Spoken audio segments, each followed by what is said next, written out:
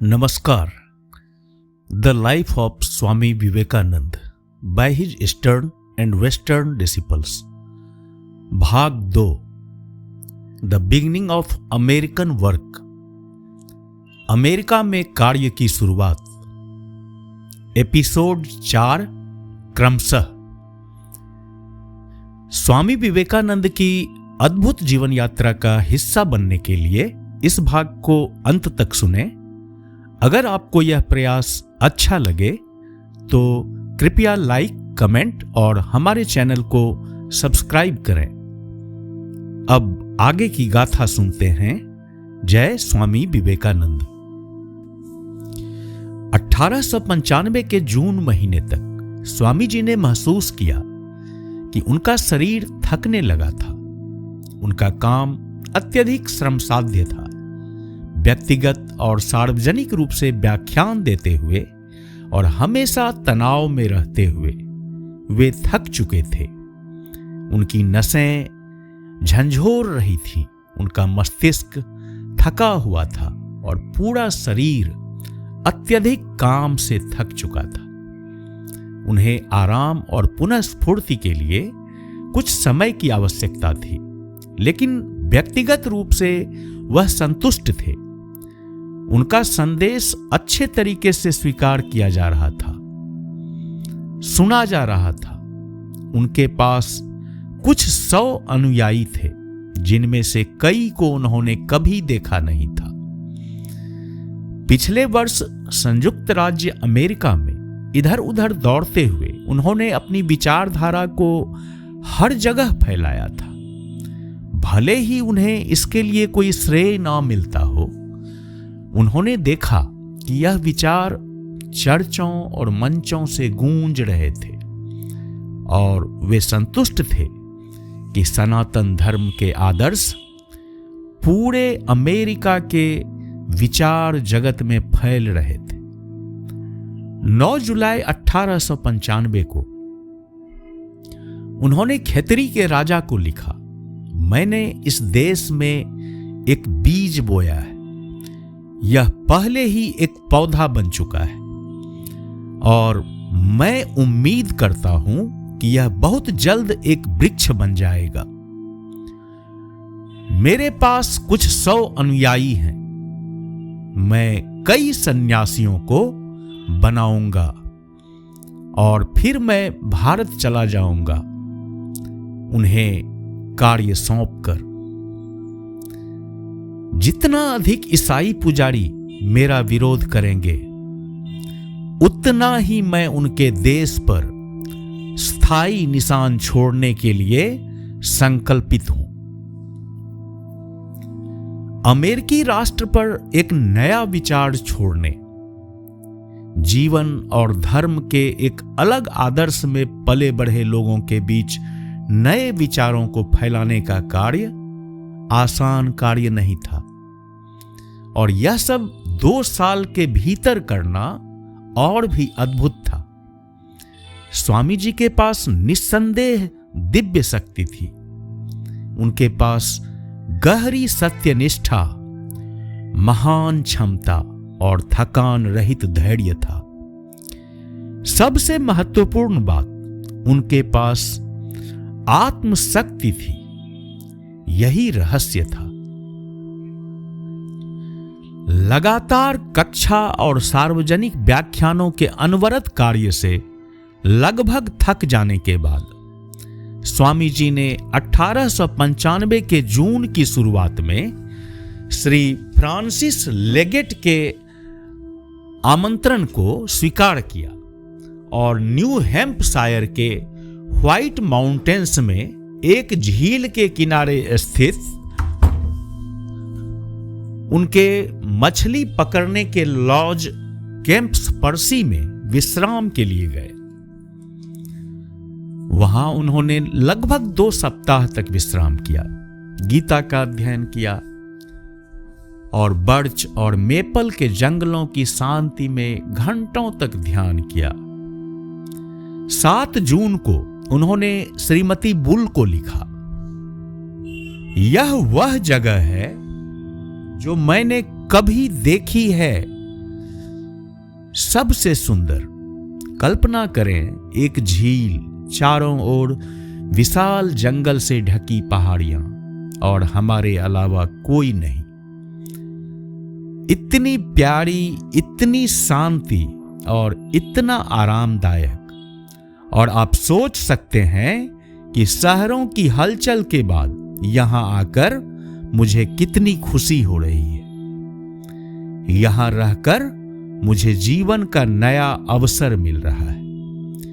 यहां मैं घंटों और दिनों तक ध्यान करूंगा और पूरी तरह से अकेला रहूंगा। यही विचार मुझे महान बना रहा है। उनका एकमात्र उद्देश्य था सर्वोच्च के साथ संवाद करना, और सच में यह उनके लिए गहरे अनुभव का समय था।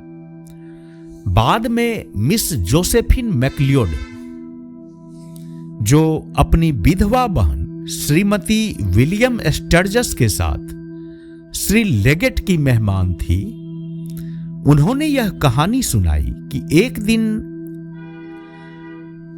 एक श्रमिक ने स्वामी जी को झील के किनारे पड़े हुए पाया। वे पूरी तरह से मृतप्राय प्रतीत हो रहे थे।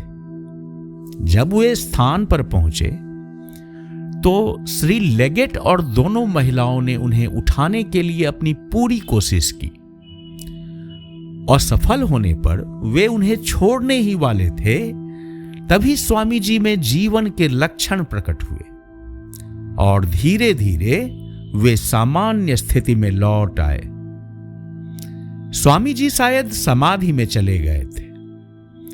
यह कोई आश्चर्य की बात नहीं थी कि वह कैंप पर्सी के एकांत से बाहर आकर एक सच्चे आध्यात्मिक शक्ति से भरपूर हो गए थे, और अब वह अपने शिष्यों को सच का अनुभव एक झलक, एक स्पर्श या एक इच्छा से करा सकते थे। कैंप पर्सी जाने से पहले उनके छात्रों ने उनसे यह अनुरोध किया था कि वह तुरंत न्यूयॉर्क लौट आए और अपनी शिक्षाओं का काम जारी रखें। लेकिन अत्यधिक थकावट के कारण उन्होंने गर्मी के महीनों में कक्षाएं बढ़ाने से मना कर दिया था। इसके अलावा उनके कई छात्र समुद्र तट या पहाड़ी रिसोर्ट्स के लिए शहर छोड़ने की योजना बना चुके थे। हालांकि समस्या खुद ही सुलझ गई। न्यूयॉर्क की एक छात्रा के पास थाउजेंड आइलैंड पार्क में एक छोटा सा कॉटेज था, जो सेंट लॉरेंस नदी के थाउजेंड आइलैंड समूह के दूसरे सबसे बड़े द्वीप वेल्सले आइलैंड पर स्थित एक गांव में था। उसने स्वामी जी को उस कॉटेज का उपयोग करने का प्रस्ताव दिया। इस योजना ने स्वामी जी को आकर्षित किया। उन्होंने न्यू हैम्पशायर के कैंप पर्सी की अपनी संक्षिप्त यात्रा के बाद वहां छात्रों के साथ जुड़ने के लिए अपनी सहमति दी। 18 जून को उन्होंने ऐसा किया भी। उन्होंने कहा कि जो लोग अपनी बाकी सभी रुचियों को छोड़कर वेदांत का अध्ययन करने के लिए 300 मील से अधिक यात्रा करने को तैयार हैं, वे वास्तव में गंभीर हैं। वे उन्हें शिष्य के रूप में पहचानेंगे। उन्होंने उम्मीद नहीं की थी कि बहुत से लोग इतनी मेहनत करेंगे, और वास्तव में थाउजेंड आइलैंड पार्क में जो कक्षाएं वे आयोजित करने वाले थे,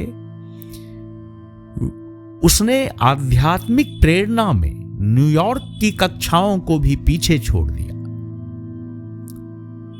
यहां यह उल्लेख करना जरूरी है कि स्वामी जी के अन्य छात्र, उनके श्रेय के लिए उन्होंने न्यूयॉर्क की कक्षा को खुद ही जारी रखा। स्वामी जी बहुत खुश हुए। हमारी कक्षा न्यूयॉर्क में चल रही है। उन्होंने 29 जुलाई को बेट्टी स्टर्जस को लिखा।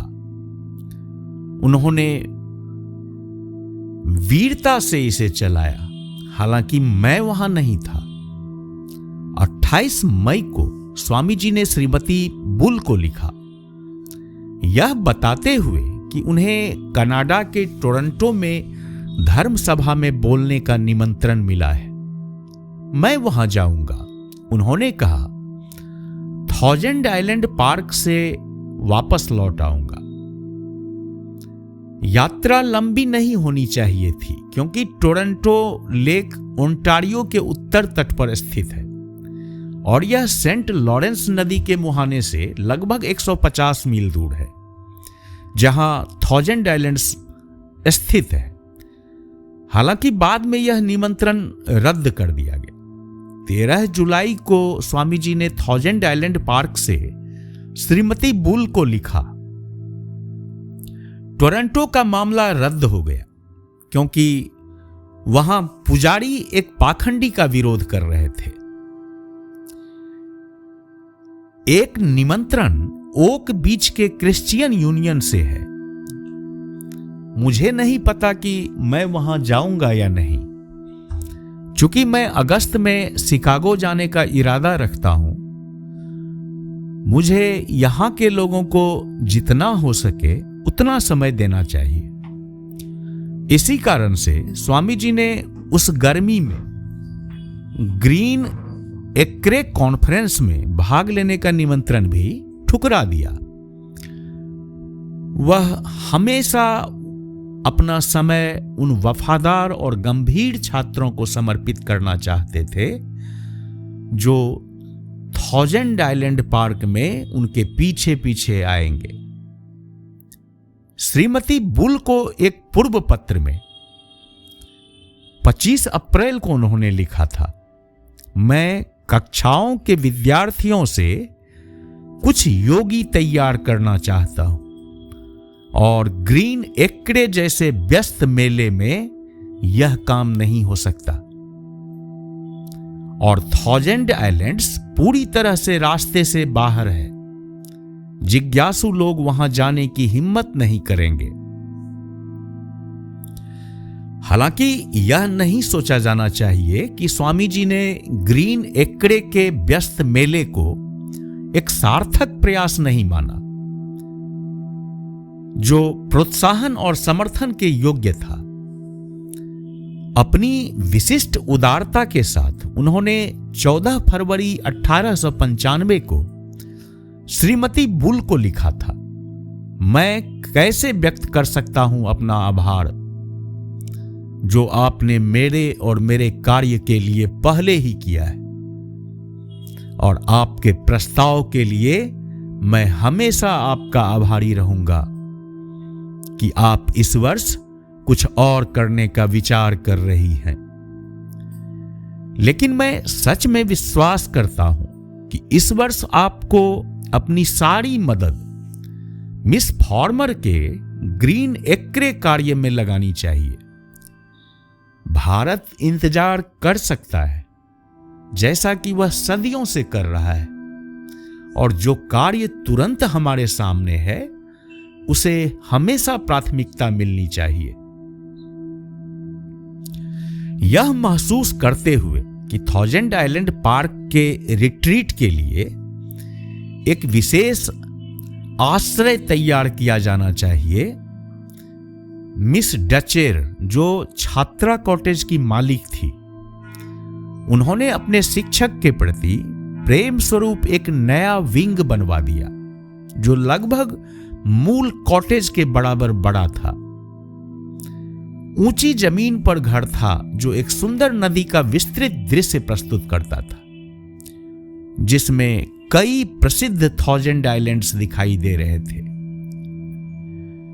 क्लेटन शहर न्यूयॉर्क तट पर हल्के से देखा जा सकता था, जबकि कनाडाई तट उत्तर दिशा में दृश्य को सीमित करता था। हम मिस वाल्डो के आभारी हैं, जिन्होंने 1000 आइलैंड पार्क और वहां स्वामी जी के प्रवास का आकर्षक वर्णन किया।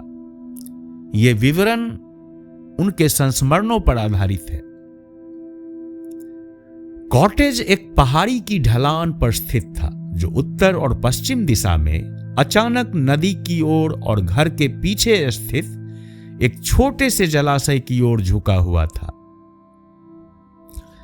घर वास्तव में चट्टान पर बनाया गया था और इसके चारों ओर विशाल शिला पड़ी हुई थी। नया विंग चट्टान की तीव्र ढलान पर एक मीनार की तरह खड़ा था जिसमें 3 ओर से खिड़कियां थी। पीछे की ओर 3 मंजिलें थी और सामने 2 मंजिलें थी। सबसे निचला कमरा एक छात्र द्वारा आवंटित था। इसके ऊपर वाला कमरा मुख्य घर से कई दरवाजों से खुलता था और यह बड़ा और सुविधाजनक होने के कारण कक्षा में बदल गया था, जहां स्वामी जी हर दिन घंटों तक छात्रों को अनौपचारिक निर्देश देते थे। इस कमरे के ऊपर स्वामी जी के लिए विशेष रूप से एक कमरा बनाया गया था ताकि यह पूरी तरह से एकांत में रहे। मिस डचेर ने इसे एक अलग बाहरी सीढ़ी से सजाया था। हालांकि एक दरवाजा दूसरी मंजिल के बरामदे में भी खुलता था।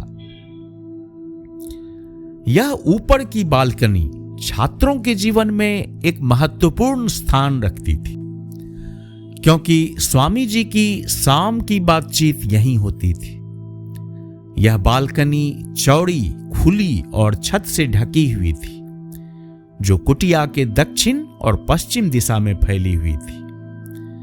मिस डचर ने पश्चिमी हिस्से को सावधानी पूर्वक एक दीवार से अलग कर दिया था ताकि बाहरी लोग जो अक्सर बालकनी पर से दिखाई देने वाले शानदार दृश्य को देखने आते थे, वे स्वामी जी की निजता में बाधा न डाल सकें।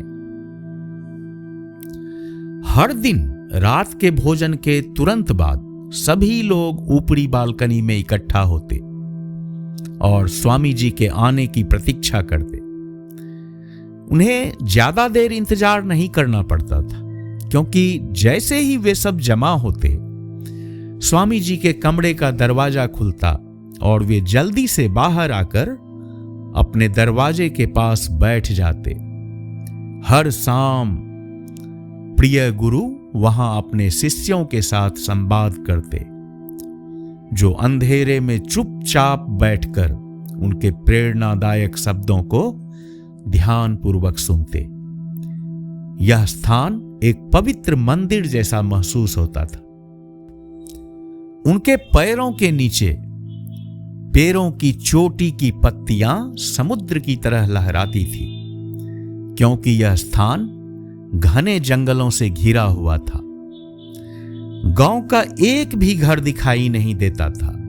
ऐसा लगता था जैसे वे किसी सघन जंगल के हृदय में मानव बस्तियों से कई मील दूर हैं। पेड़ों के पड़े सेंट लॉरेंस नदी का विस्तृत विस्तार था, जिसमें इधर उधर कुछ द्वीप दिखते थे, जिन पर होटल और बोर्डिंग हाउस की रोशनी चमक रही थी।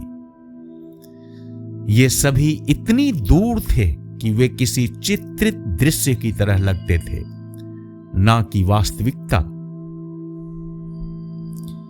उनके एकांत में कोई मानव ध्वनि नहीं आती थी। वे केवल कीरों की गूंज, पक्षियों के मधुर गीत या पत्तों के बीच से चलने वाली हल्की हवा की आवाज सुनते थे। कभी कभी यह दृश्य चांदनी की कोमल किरणों से प्रकाशित हो जाता था और चांद का प्रतिबिंब चमकते पानी में झलकता था। स्वामी जी हमेशा उनके साथ 2 घंटे बिताते और कई बार इससे अधिक समय तक रहते। एक अद्भुत रात, जब चांद लगभग पूरा था, उन्होंने उस समय तक बात की जब तक चांद पश्चिमी क्षितिज के पीछे नहीं चला गया। समय के बीतने का एहसास ना तो उन्हें था, ना ही उनके श्रोताओं को। मिस डचड़ की कुटिया, जो स्वामी जी के निवास के कारण पवित्र हो गई थी, दिसंबर 1947 में रामकृष्ण विवेकानंद केंद्र न्यूयॉर्क द्वारा अधिग्रहित की गई और मूल डिजाइन को बिना बदले व्यापक रूप से पुनर्स्थापित किया गया। अब यह रामकृष्ण मठ के स्वामियों और वेदांत के छात्रों के लिए एक ग्रीष्मकालीन आवास के रूप में उपयोग की जाती है। इसे विवेकानंद कुटिया के रूप में समर्पित किया गया है और स्वामी विवेकानंद का कमरा एक पवित्र स्थान के रूप में अलग रखा गया है, जहां साधक अपनी भक्ति और ध्यान कर सकते हैं। इस मंत्र मुग्ध कर देने वाले दृश्य में, जहां दुनिया को भूलकर दुनिया द्वारा भुलाए गए समर्पित छात्रों ने अपने प्रिय गुरु के साथ 7 पवित्र सप्ताह बिताए, इन दिनों में वे उनके प्रेरणादायक वचनों को सुनते रहे। स्वामी जी और उनके प्रवास के बारे में उनकी शिष्या मिस S.E. वाल्डो लिखती हैं, जो लोग स्वामी जी के साथ वहां रहने का सौभाग्य प्राप्त कर सके, उनके लिए वे सप्ताह सदा के लिए पवित्र स्मृतियों में अंकित हो गए। वे दिन आध्यात्मिक विकास के असामान्य अवसरों से इतने भरपूर थे कि शब्द उनका सही वर्णन नहीं कर सकते। वह आनंदमय समय क्या मायने रखता था और आज भी रखता है, इसे केवल वे ही समझ सकते हैं जिन्होंने न्यूयॉर्क से सेंट लॉरेंस नदी के द्वीप तक स्वामी जी का अनुसरण किया, जो प्रतिदिन उनकी सेवा में आनंदित होते और उनके वचनों को गहन कृतज्ञता से सुनते। उनका संपूर्ण हृदय उनके कार्य में समर्पित था और वे किसी प्रेरित व्यक्ति की तरह शिक्षा देते थे। उन वार्तालापों को लिखना संभव नहीं था, वे केवल सुनने वालों के दिलों में संरक्षित है। हम में से कोई भी उन पवित्र घंटों के आध्यात्मिक उत्थान और गहन अनुभव को कभी नहीं भूल सकता। स्वामी जी ने उन समयों में अपना सारा हृदय उड़ेल दिया। उनके अपने संघर्ष हमारे सामने जैसे फिर से जीवित हो उठे। ऐसा प्रतीत होता था कि उनके गुरु की आत्मा उनके शब्दों के माध्यम से बोल रही है, सभी संदेहों को शांत कर रही है, सभी प्रश्नों का उत्तर दे रही है और सारे भय को मिटा रही है। कई बार ऐसा लगता था कि स्वामी जी हमारी उपस्थिति से लगभग अचेत हैं और हम अपनी सांसें रोक लेते थे, इस डर से कि कहीं उनके विचारधारा की प्रवाह धारा बाधित ना हो जाए। वे अपनी सीट से उठकर बालकनी में चहलकदमी करते हुए अपनी वाणी की एक अद्वितीय धारा प्रवाहित करते थे। उन्होंने कभी ऐसा महसूस नहीं कराया कि वे सीधे हमसे बात कर रहे हैं। ऐसा लगता था जैसे वे स्वयं से प्रज्वलित शब्दों में संवाद कर रहे हैं। उनके शब्द इतने तीव्र और प्रबल होते थे कि सुनने वालों के हृदयों में अंकित हो जाते, कभी ना मिटने के लिए। इन क्षणों में वे पहले से भी अधिक कोमल और प्रिय लगते थे। यह अनुभव संभवतः उनके अपने महान गुरु के शिक्षण जैसा रहा होगा, जिन्होंने अपने शिष्यों को अपनी आत्मा के प्रवाह को सुनने का अवसर प्रदान किया था। स्वामी जी जैसे व्यक्ति के साथ रहना निरंतर प्रेरणा का स्रोत था। सुबह से रात तक हम गहन आध्यात्मिकता के वातावरण में जीते थे। स्वामी जी अक्सर हंसमुख, चंचल और हंसी ठिठोली करने वाले व्यक्ति थे। लेकिन उनके जीवन की मुख्य धारा, जो आध्यात्मिकता से ओतप्रोत थी, उनसे एक पल के लिए भी दूर नहीं होती थी। हर घटना, हर बात उनके लिए एक उदाहरण या पाठ बनने की क्षमता रखती थी। एक पल हम हिंदू पौराणिक कथाओं की मजेदार कहानियों में खोए होते और अगले ही पल गहनतम दर्शन शास्त्र में डूब जाते। स्वामी जी के पास पौराणिक ज्ञान का असीमित भंडार था। प्राचीन आर्य जाति से अधिक मिथकों से संपन्न कोई अन्य संस्कृति शायद ही हो। उन्हें ये कहानियां सुनाना बहुत प्रिय था और हमें उन्हें सुनना उतना ही आनंददायक लगता था।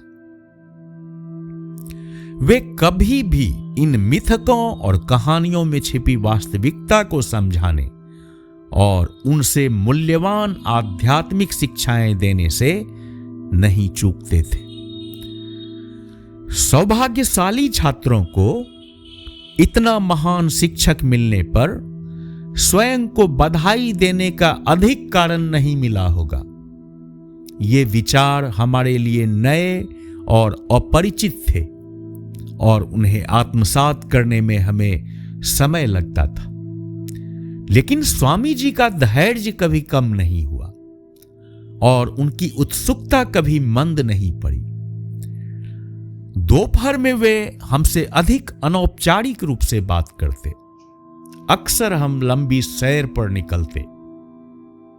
एक अद्भुत संजोग यह था कि कुल 12 छात्रों ने स्वामी जी का अनुसरण कर 1000 आइलैंड पार्क तक पहुंचने की हिम्मत की। उन्होंने हमें बताया कि उन्होंने हमें सच्चे शिष्य के रूप में स्वीकार किया है और यही कारण था कि वे हमें निरंतर और पूरी स्वतंत्रता से अपनी श्रेष्ठतम शिक्षा देते रहे।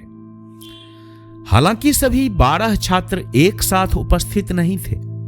एक समय में अधिकतम 10 ही मौजूद रहते थे। इनमें से 2 छात्रों ने बाद में संन्यास लिया। दीक्षा समारोह अत्यधिक सरलता के कारण अत्यंत प्रभावशाली था। एक छोटी सी वेदी, अग्नि, सुंदर फूल और गुरु के गहन वचन ही इसे हमारी दैनिक शिक्षाओं से अलग बनाते थे। जय स्वामी विवेकानंद।